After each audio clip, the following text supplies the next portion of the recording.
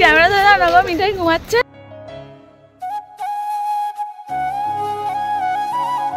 শুভ সকাল সবাইকে, আশা করি তোমার সবাই অনেক ভালো আছো। মিতালি মিঠাই লাইভ ব্লগে অনেক অনেক ওয়েলকাম। আমি রয়েছি পুরীতে বেড়াতে আসার পর আজ নিয়ে 3 নম্বর ব্লগ চলছে আমার। ভোরবেলা ঘুম থেকে উঠে স্নান করে রেডি হয়ে নিয়েছি। মিঠাই এখনো ঘুমিয়ে রয়েছে, সূর্য এখনো ওঠেনি, রাতের অন্ধকারও কাটেনি। চারিদিকে লাইটের আলোতে আলোকিত হয়ে রয়েছে জগন্নাথ দেবের মন্দির। এখন বাজে ভোর 4:30 বা 5টা এরকমই।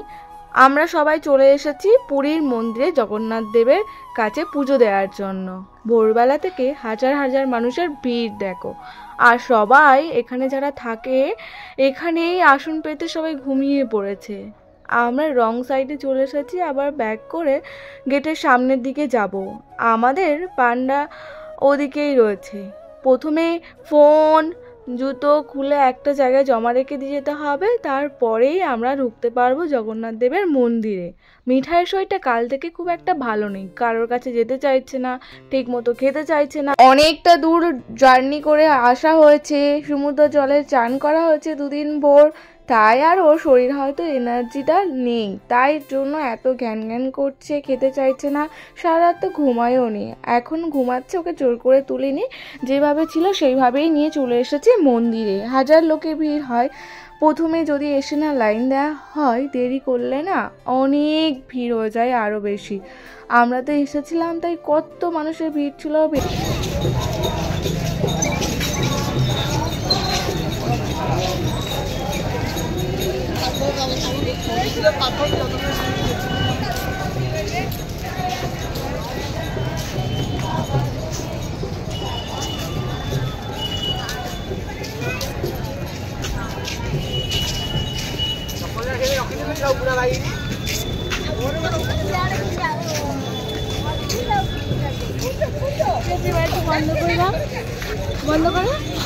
ওকে তোলো, ওই ব্লগ চলছে তো, তুই ঘুমাচ্ছিস এখন। ওট ওট হাঁট, ব্লগে কিছু বল। যে সারাদিন কালকে সারাদিন তো ঘুমায়নি। তুমি বলো তো, এইভাবে পুরীতে এসে যদি কোলে করে নিয়ে ঘুরতে হয়, ইচ্ছা থাকবে কোথাও কিছু করার? আমার জন্য আমি ভালোই লাগে, আমার তো কখন বাড়ি গিয়ে পৌঁছাবো। বাড়ি গিয়ে নাই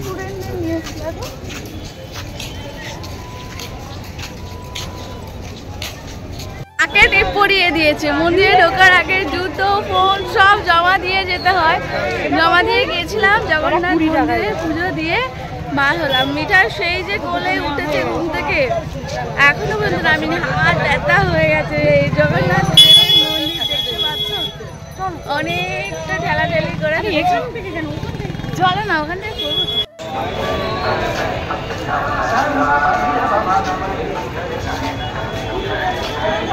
জীবনটা মনে হলো সার্থক হলো। জগন্নাথ দেবের কাছে পুজো দেওয়ার পর আমরা বাইরে এসে আবার ভিডিওটা কন্টিনিউ করছি। এটা বাইরের গেট। ভেতরে ঢোকার আগে বললাম না, ফোন জুতো সব জমা দিয়ে তারপর ভেতরে আমরা প্রবেশ করেছিলাম একে একে করে। প্রায় অনেকটা সময় ধরে মন্দিরের ভেতরে আমরা ছিলাম। জগন্নাথ দেবের মন্দির থেকে বার হয়ে আমরা কয়েকটা ছবি তুলে যতটুকু পারলাম তোমাদেরকে শেয়ার করে এবার রুমের দিকে আমরা যাবো। খেলবে কি করে তুমি ওখানে গিয়ে? হ্যাঁ,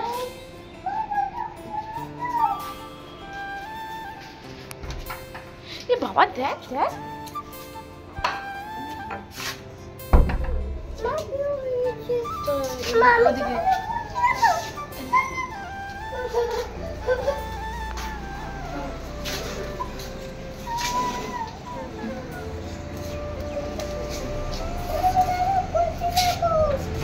চান করতে যাবে বলে পাগল হয়ে যাচ্ছে। আমি চান করতে যাবো। হ্যাঁ হ্যাঁ, এদিকে এদিকে। সারাটা দিন মন মরা হয়ে থাকবে। যদি সমুদ্রের ধারে আসে তো একদম এনার্জি ফুল হয়ে যায় মিঠাইয়ের। ভালো রাস্তায় হেঁটে যেতে গেলে ওর কষ্ট হচ্ছে। আমার কোল ছাড়াও হাঁটছেই না এক পাও। এদিকে সমুদ্রের ধারে বালিতে পা দিয়ে দিয়ে হাঁটতে ও বেশ ভালোই পারছে। খুব সুন্দরভাবে ও বালিতে আনন্দ করছে। ওকে খেলনা কিনে দিয়েছিলাম, অনেকটা সময় ধরে সমুদ্রের পাড়ে বসে না আমরা দুজন মিলে স্নান করেছি। আজ নিয়ে 3 দিন রয়েছি পুরীতে। এবার যাব বাড়ির দিকে। বাড়ি যাওয়ার আগে আরও কয়েকটা জায়গা সাইড ট্যুরগুলো করাই না, সেইগুলোতে নিয়ে যাওয়ার কথা আছে, জানি না কি হয়। আমরা সন্ধে হতেই চলে এসেছি আবার সমুদ্রের পাড়ে সন্ধ্যা আরতি দেখবো বলে। মিঠাইকে সমুদ্রের পাড় ধরে হাঁটতে হাঁটতে যাচ্ছি সন্ধ্যা আরতি যেখানে হচ্ছে সেখানে। চলো তোমাদেরকেও একটু শেয়ার করব। আর ও সমুদ্র জলে পা দেওয়ার জন্য কি করছে দেখো, জল আর বালি দেখলে ও খুবই খুশি, খুব খুশি মানে খুব খুশি। মিঠাইকে নিয়ে এইভাবে ঘুরতে আমারও খুব ভালো লাগে।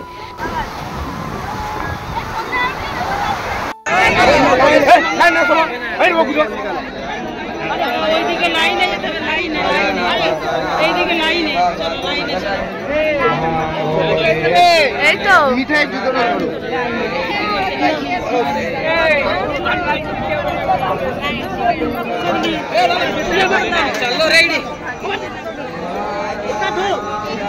আমি ওইখানে দাঁড়াচ্ছি।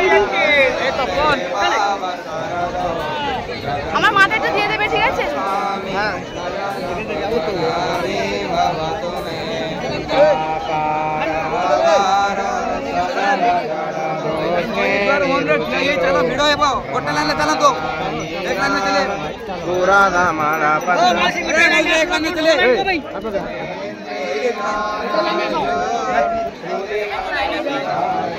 আমি হাতা দিয়ে দেন দিয়ে দেন দিয়ে দেন তিন থর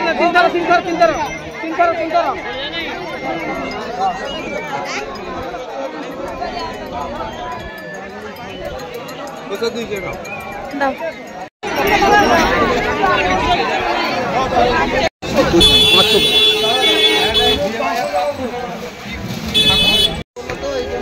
সমুদ্রের পাড়ে মোমো কিনে খাবো, যার জন্য নেওয়া যাবে। পুরো হাঁপিয়ে যাচ্ছি।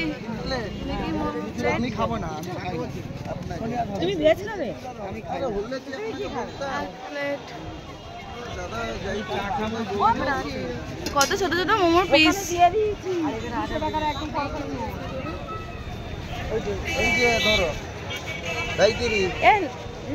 সমুদ্রের পাড়ে অনেক দোকান বসেছে, যেখান থেকে আমরা যেটা পছন্দ হচ্ছে সেটা কিনছি, খাওয়ার ইচ্ছা হলে খাচ্ছি। মিঠাইয়ের জন্য এই যে ভুট্টা সিদ্ধ মাখা নেব, যেটা ও ভালোবাসে, কিন্তু কেনার পরেও একটুও খায়নি। আর আমারও না ওই সুইট ভুট্টাটা ভালো লাগে ঠিকই, কিন্তু ওই যে সিদ্ধ করে এইভাবে দেওয়াটা আমার একদম ভালো লাগে না। আমি খেলাম না, ও খেলো না, কেউ খেতেও চাইছে না। কোথায় যাবো? আমার খেলনা কি? তোমার তো খেলনা কিনে দিলাম, আমার কিসে খেলনা? মিঠাইয়ের বায়না শেষ নেই, আমাকে এই খেলনা কিনে দাও, ওই খেলনা কিনে দাও। যতটা পেরেছি ওর ইচ্ছা পূরণ করেছি।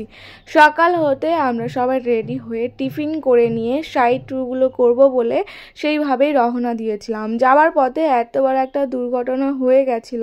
কিছুটা রাস্তা গাড়ি করে আসার পরে মাঝ রাস্তায় এখানেরই একটা ছেলে সাইকেল নিয়ে যাচ্ছিল আর গাড়িতে এসে ধাক্কা মারে। 13 থেকে 14 বছর বয়স হবে ছেলেটার। অ্যাক্সিডেন্টে মারা যায়, যেই কারণে গাড়ি ঘোড়া সব বন্ধ হয়ে গেছে, লোকজন দাঁড়িয়ে পড়েছে, সব ভিড়, পুলিশ মিডিয়া সব মিলিয়ে না অনেকটা সময় ধরে আমরা দাঁড়িয়েছিলাম। সবার মনটা খারাপ, এইভাবে সময়টা আমাদের অনেকটা কেটে গেল।